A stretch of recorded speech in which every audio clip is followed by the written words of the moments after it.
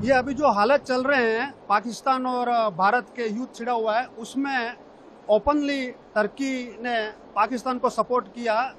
लगभग आप बात करें तो 14 से 18 लाख टन माल आयात भारत के अंदर होता है, जिसके अंदर एक बहुत बड़ी भागीदारी लगभग 70% की टर्की के आयातित माल की है। करीब 18 लाख टन जो माल पूरे साल का अप्रोक्स आता है, उसमें 70% टर्की से आता है, जो करीब 2,500 से 3,000 करोड़ का होगा। सरकार ने जो इतने गौरवपूर्ण कदम जो उठाए हैं अभी, उसके लिए सरकार अकेली नहीं, उनके साथ उद्योगपति और समस्त भारतीय सरकार के साथ खड़ा है। हाल की कंडीशन में भारत और पाकिस्तान में युद्ध हुआ है, उसमें टर्की ने ओपन सपोर्ट पाकिस्तान को किया है, जो हमारे देश के हित में नहीं है। हम ड्राई फ्रूट की कुछ आइटम टर्की से इंपोर्ट करते थे, आज के डेट में हम पूरा उसका बहिष्कार करते हैं। हम इंपोर्टर्स को भी रिक्वेस्ट करते हैं कोई उस तरीके कोई आइटम इंपोर्ट ना करें। ऊना के हिसाब से देखा जाए तो इसका महीने का 100 से 200 करोड़ का ट्रांजेक्शन होता होगा टर्की से। এবার তুর্কিকে অফিশিয়ালি বয়কট করছে ভারত। কালকে ভারতের বিভিন্ন রাজ্যের ব্যবসায়ী সংগঠন নিজেদের মধ্যে একটি মিটিং করেন। সেই মিটিং এর পর সিদ্ধান্ত হয় তুর্কির সঙ্গে আপাতত কোনো ধরনের ব্যবসায়িক সম্পর্ক রাখা হবে না, অর্থাৎ আপাতত ইম্পোর্ট এবং এক্সপোর্টের যাবতীয় কর্মকাণ্ড তুরস্কর সঙ্গে বাতিল করছে ভারতের ব্যবসায়ী সংগঠনের একাধিক যারা উচ্চপদস্থ কর্তা তারা সরাসরি প্রেস রিলিজ করেছে এবং ক্যামেরার সামনে কথা বলে জানিয়েছে যারা ভারতকে চক্রান্ত করে বিপদে ফেলতে চেয়েছিল তাদের সঙ্গে কোনো ব্যবসায়ী সম্পর্ক নয়। पाकिस्तान में युद्ध हुआ है, उसमें टर्की ने ओपन सपोर्ट पाकिस्तान को किया है, जो हमारे देश के हित में नहीं है। हम उसका पूरा विरोध करते हैं। हम ड्राई फ्रूट की कुछ आइटम टर्की से इंपोर्ट करते थे, जो खसखस है, हेजलनट है, टर्कल है, आलूचा बोलते हैं उसको, कुछ पिस्ता की कुछ क्वालिटीज आती है वहां से, जो आज के डेट में हम पूरा उसका बहिष्कार करते हैं। हम इंपोर्टर्स को भी रिक्वेस्ट करते हैं कोई उस तरीके कोई आइटम इंपोर्ट ना करें, और ऐसी कोई आइटम हम कंज्यूमर को भी रिक्वेस्ट करेंगे कि उस टाइप का कोई आइटम आज के बाद कंज्यूम ना करें। দেখুন, পাকিস্তানকে অস্ত্র দেওয়াটাই শুধু সমস্যার কিন্তু নয়।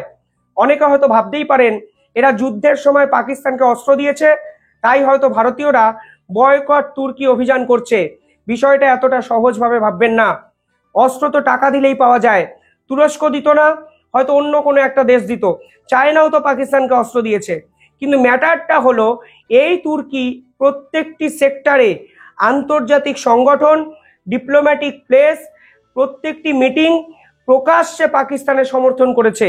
এমনকি জাতিসংঘ, রাষ্ট্রসংঘ যার নাম, সেখানে ভারতের বিপক্ষে কথা বলেছে। এমনকি তারা অফিসিয়াল বিবৃতি দিয়ে জানিয়েছে ভারতের এই মিসাইল স্ট্রাইক আসলে পাকিস্তানের সার্বভৌমত্বকে আঘাত করে। তুর্কির একাধিক অফিসিয়ালরা বাইট দিয়েছেন, বিবৃতি দিয়েছেন এবং তারা কাশ্মীরের এই ঘটনার নিন্দা করার পরিবর্তে পাকিস্তানের পাশে এসে দাঁড়িয়েছেন। তারা বলছেন ভারত যে সিদ্ধান্ত নিয়েছে সেই সিদ্ধান্ত নাকি বায়াসড একটি সিদ্ধান্ত। ভারতের কাছে কোনো ডকুমেন্টাল ভ্যালু নেই যা আন্তর্জাতিক স্তরে ক্লেমড হবে। একদম তুর্কির অফিসিয়াল স্টেটমেন্ট, যেখানে বলছে মিসাইল স্ট্রাইকের পর পাকিস্তানের সার্বভৌমত্বকে আঘাত করেছে ভারত। এমনকি জাতিসংঘের মতো জায়গায় তারা পাকিস্তানের পাশে দাঁড়িয়েছে। पाकिस्तान और भारत के युद्ध छिड़ा हुआ है, उसमें ओपनली टर्की ने पाकिस्तान को सपोर्ट किया। तो हमारे मार्बल प्रोसेसर समिति के सभी सदस्यों ने हमने निर्णय लिया कि जो टर्की से माल इंपोर्ट हो रहा है, जो टोटल इंपोर्ट का करीब 18 लाख टन का जो इंपोर्ट पूरे भारत में होता है पूरे साल भर का, उसमें 70% टर्की से हो रहा है।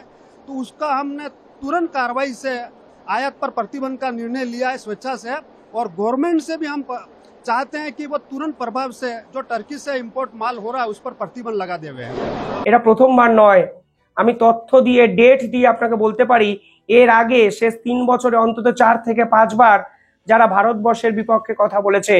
ভারতবর্ষ অন্যভাবে ডিপ্লোম্যাটিক ওয়েতে এই পুরো বিষয়টা মীমাংসা করতে চেয়েছিল, কিন্তু আজকের দিনে দাঁড়িয়ে সমস্ত বিষয়টা আউট অফ কন্ট্রোল হয়ে যায়। এবার ভারতীয়রা জোট বেঁধেছেন।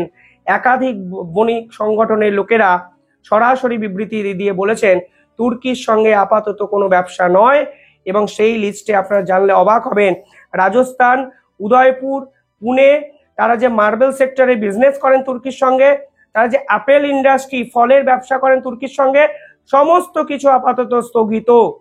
অর্থাৎ ইট মারলে পাটকেলটি খেতে হয়, ছোটবেলায় কথা ছিল না? তুর্কি ইটটা মেরেছেন, এবার ভারতের পক্ষ থেকে যে পাটকেলগুলো বড় বড় যাচ্ছে তা সামলানোর ক্ষমতায় তুর্কের নেই। কালকে একটি স্টেটমেন্ট দিয়ে বলেছিলেন যে আমরা ভারতের সঙ্গে ব্যবসায়ী করতে চাই, আমরা ট্যুরিজম সেক্টরটার সাথে কোনো রকম মানে প্রভাবের পড়বে না, এবং ট্যুরিজম সেক্টরের সঙ্গে যারা জড়িত তারা জানেই না ইন্ডিয়া পাকিস্তানের মধ্যে কি হচ্ছে। অর্থাৎ তারা অলরেডি আগাম পূর্বাভাস পেয়ে ভারতের পায়ে ধরেছিলেন। কিন্তু আজকে ভারতীয়রা ঠিকঠাক সময় নিখুঁত টাইমিংয়ে একটা স্ট্রেট ডাইভ খেলে দিয়েছেন, যার ধরার ক্ষমতা তুর্কি সরকারের নেই। ফিরে যান অতীতে, একটু ফিরে যান, কারণ এই ডকুমেন্টগুলো আপনাদেরকে জানানো খুব দরকার। আমি জানি না বাংলার কোনো মিডিয়া এভাবে ডিটেলিং এ আপনাদের সামনে এই তুর্কি এপিসোডটা তুলে ধরছে নাকি, কারণ মনে রাখবেন তুর্কি যেভাবে পাকিস্তানকে ফান্ডিং করেছে, অস্ত্র দিয়েছে, তার পিছনে ভারতীয়দের কষ্টার্জিত টাকা কিন্তু জড়িয়ে আছে। তুর্কিস ইকোনমিকে ভারতীয়রা সার্ভ করে। তুর্কির ট্যুরিজম যে বিজনেস, সেই বিজনেসের 5 to 6% জিডিপি নিয়ন্ত্রিত হয় শুধু ট্যুরিজম সেক্টর দ্বারা। প্রতি বছর তুরস্কতে আগের বছরও 3.5 লক্ষ ভারতীয় গেছিলেন। এমনকি যদি ভারতবর্ষ নিজেদের এই স্ট্যান্ডে স্থির হয়ে থাকেন, তাহলে 4,000 কোটি টাকার ধাক্কা খাবে তুরস্ক। এই ধাক্কাটা দেওয়া প্রয়োজন। দেশের সাধারণ মানুষের সাথে লড়াই নয়, লড়াই সরকারের সিদ্ধান্তের বিপক্ষে। টেরোরিস্ট ফান্ডিংকে মেনে নেওয়া কোনোভাবে যাবে না। 26 জন নিহত ভারতীয়দের বিপক্ষে আমরা মাঠে ঘাটে নেমে যুদ্ধ করতে পারবো না, এটা বাস্তব। আমরা যেখানে কন্ট্রিবিউট করতে পারি দেশের স্বার্থে সেই কন্ট্রিবিউশনটুকু আমরা করব। জাতি, ধর্ম, রাজনীতি সকলের ঊর্ধ্বে উঠে যারা যে দেশের ক্ষতি করছে, যারা দেশের নাগরিককে হত্যা করছে, তার পাশে আমাদের দাঁড়াতে হবে। এবং আজকে পুনে বলুন, মহারাষ্ট্র বলুন, রাজস্থান বলুন, সমস্ত জায়গার ভারতীয়রা আজকে একজোট হয়ে এক ঐতিহাসিক সিদ্ধান্ত নিয়েছে, যা নিঃসন্দেহে বিদেশি শক্তিদের কাছে কিন্তু আতঙ্কের কারণ হবে। हमने सर्वसम्मति से जो सभी यहाँ के सदस्य उन्होंने एक निर्णय लिया है कि टर्की ने जो भारत विरोधी गतिविधियां और पाकिस्तान के हक में जो भी कदम उठाए हैं, उसके लिए हमने यहाँ पे जो भी टर्की से आयातित माल जो भारत के अंदर आता है उस पर रोक लगाने का एक निर्णय लिया है, और हमारे सभी सदस्यों ने इसे सर्वसम्मति से स्वीकार किया है। এরা বিদেশ থেকে আমাদেরকে চালানোর চেষ্টা করে, ভাবে ওখানে বসে যা করবে এরা নাচতে নাচতে সেটা করবে। বিষয়টা সেটা নেই। ভারতীয়রা কথা বলতে শিখছে, পাল্টা প্রত্যাঘাত দিতে শিখছে। 6ই জানুয়ারি 2021, এই 6ই জানুয়ারি 2021-এ তুর্কি কাশ্মীরের রেফারেন্স টানে রাষ্ট্রসংঘে, ইউনাইটেড নেশনে। কিসের জন্য টানে? তারা এই কাশ্মীর ইস্যুটাকে গ্লোবালাইজড করতে চেয়েছে, আন্তর্জাতিক টপিক করতে চেয়েছে। তারা যে বিষয়ে বক্তব্য দিচ্ছিল, আপনারা ইউটিউবে গিয়ে ভিডিওটা দেখুন, আমি ডেট আবার বলে দিচ্ছি আপনাদের। 2021 সালে 6ই জানুয়ারি তুর্কির অ্যাম্বাসেডার যে বক্তব্য জাতিসংঘে দিচ্ছিল, কোনো কারণ ছাড়া তারা কাশ্মীরের রেফারেন্সটা নিয়ে আনে। আন্তর্জাতিক স্তর চমকে যায়, ভারতবর্ষ চমকে যায় যে কি হলো রে ভাই, তুমি কোন বিষয় টপিকে কথা বলছো, তোমরা কাশ্মীরের উদাহরণ টেনে তোমাদের টপিককে জাস্টিফাই করার চেষ্টা করছো, যা আসলে বৃহত্তর ডিপ্লোম্যাটিক একটা খেলা বলে সেদিনই কিন্তু বোঝা গেছিল। পরবর্তীকালে ফের একবার একই জিনিস রিপিটেশন করে তারা 2023 সালে।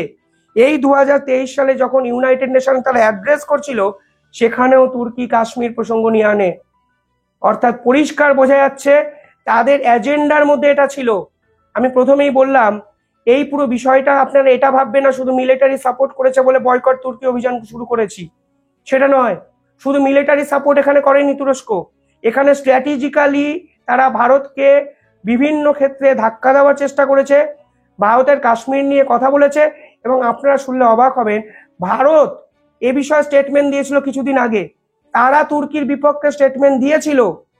ভারতবর্ষের ডিপ্লোম্যাটিক বিভিন্ন যে কর্তারা আছে তারা প্রকাশ্যে প্রেস কনফারেন্স করে তুরস্কের এগেনস্টে স্ট্রং নোটিশ জারি করে। তারপরেও এই তুরস্ক থামে না। তারা এখন ট্যুরিজমের জন্য হাতে পায়ে ধরেছে। দুদিন আগে এদের মনে ছিল না। 2023-এর পর 2025-এর 3 মাস আগে, সেদিন ভারতবর্ষের কাশ্মীর নিয়ে তুরস্কের অ্যাম্বাসেডার কথা বলে। ভারতবর্ষ এতদিন বিষয়টাকে নেগলেক্ট করেছিল, কিন্তু আর ভারতবর্ষ নেগলেক্ট করেনি। ভারতবর্ষের বিদেশ দপ্তরের পক্ষ থেকে একটি প্রেস কনফারেন্স করা হয়। সেই প্রেস কনফারেন্সে কি বলেছিল আপনারা শুনুন, আমি একটু আপনাদের বলে দিই। সেদিন ভারতবর্ষ বুঝিয়ে দিয়েছিল ভারতকে যারা সহজে খেলো বানানোর চেষ্টা করেছে তাদের বিপক্ষে ভারত রুখে দাঁড়ায়। Which was raised in Pakistan, we reject such objectionable comments on matters which are internal to India. we have lodged a strong protest with the Turkish ambassador in Delhi. Such unwarranted statements on India's territorial integrity and sovereignty are unacceptable. Jammu and Kashmir is an integral part of India. No other country has any locus standi to comment. Turkish brand ambassador বা ambassador whatever তার বিপক্ষে strong protest launch করেছিল ভারত সেদিন 2025-এর ঘটনা, এবং তারপরেই পাকিস্তানের সঙ্গে এই যাবতীয় যুদ্ধফুদ্ধের বিষয় সেখানে দেখা যায় 27শে এপ্রিল 2025-এ পাকিস্তানে ওরা C-130 তারা একটি মিলিটারি ট্রান্সপোর্ট পাঠানোর চেষ্টা করে, অস্ত্র বোঝাই জাহাজ, যেখানে একাধিক ড্রোন, একাধিক মিলিটারি ইকুইপমেন্ট তারা পাকিস্তানকে সরবরাহ করে।